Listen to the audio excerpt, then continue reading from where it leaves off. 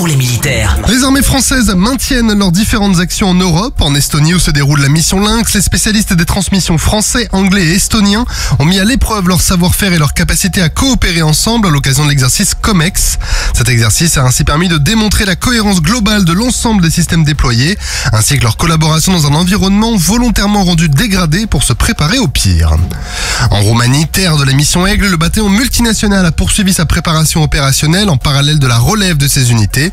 Les mouvements logistiques ont commencé au moment où les militaires français s'entraînaient à la mise en œuvre d'explosifs en combat urbain, aux côtés de leurs alliés roumains, polonais et portugais.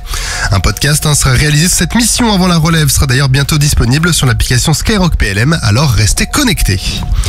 Toujours en Roumanie, un A330 multirôle tanker transport de l'armée de l'air et de l'espace s'est posé sur l'aéroport international de Brașov avec à son bord 175 militaires français qui constituaient le premier détachement de la 9e mission Aigle.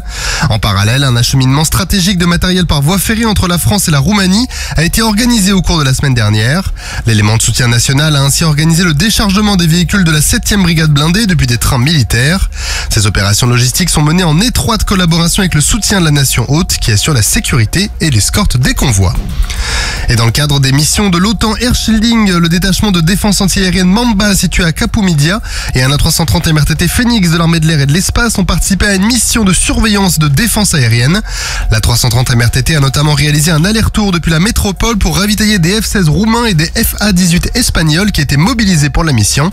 Cette opération menée sous commandement de l'OTAN démontre notamment la parfaite coopération qui unit les armées de l'air alliées qui sont engagées ensemble pour la sécurité collective dans la région.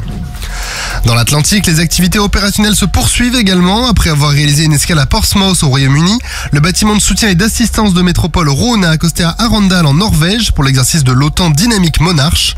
Après avoir embarqué le module ROV pour Remotely Operated Vehicle, le bâtiment de la Marine nationale a mis en œuvre ce dispositif unique en son genre.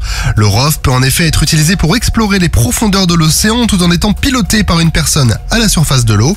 À cette occasion, le Rhône a embarqué 6 techniciens anglais qui étaient chargés de la préparation du système et de la poursuite de ses tests. La frégate multimission Aquitaine poursuit de son côté sa patrouille Narval en mer du Nord en coordination avec le ravitaillement britannique RFA Titsurge. La frégate Lafayette, elle aussi déployée dans la zone, a de son côté poursuivi sa patrouille dans le cadre de l'exercice Beluga 24/7 en direction de la mer Baltique.